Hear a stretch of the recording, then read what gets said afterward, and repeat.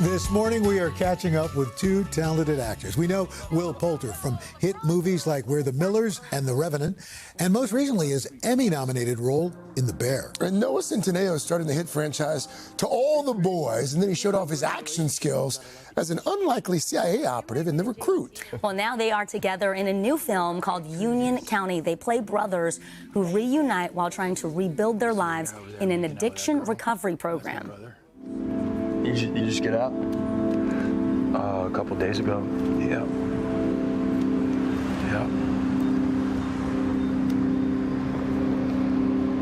You look good, man. Yeah, me too. You're free as a bird now. Yeah, something like that. Noah and Will, good morning. The film is really powerful. Everyone should see it. It centers around a real-life addiction recovery program in Ohio. Not only do you star, you're also producers. That was really important to you to make sure that this was as authentic as possible. Can you talk to us about what was really rewarding? What did you learn from this experience? Yeah, I mean, I think we were really lucky to have the opportunity not to make this film about a community so much as make it with and in collaboration with this real adult recovery program.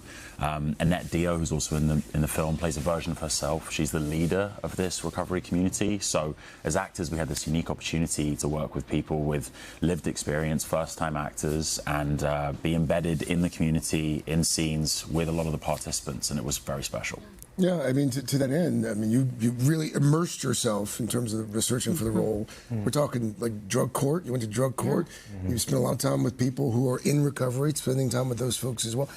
What does that do when you're able to fully immerse yourself in experiences like that? How does that inform your portrayal of a character? I think we were very fortunate. Adam Meeks, the writer and director of the film, provided. For him, it was very important that we did actually get to sit and meet the participants, embed with the community, and even when it came to developing the characters, we really got to extract as much information as we could, or they were gracious with their lived experience so that we could start to put together our characters with them as well. And that, I don't know, it kind of took a bit of the pressure off. We're not fabricating much. And in fact, a number of the folks in the film are from that community, that you brought these real actors, and to the point, these real folks, to the point where the film almost borders on, it almost feels like it could be a documentary, that it's so real. Yeah, absolutely. And that's also, I think, pivotal to kind of the strength of the message that the film, you know, really wants to send. That authenticity is important because the message is one of hope, it's one of progress, it's one that celebrates the incredible success of this recovery program. It has over a 50% success rate.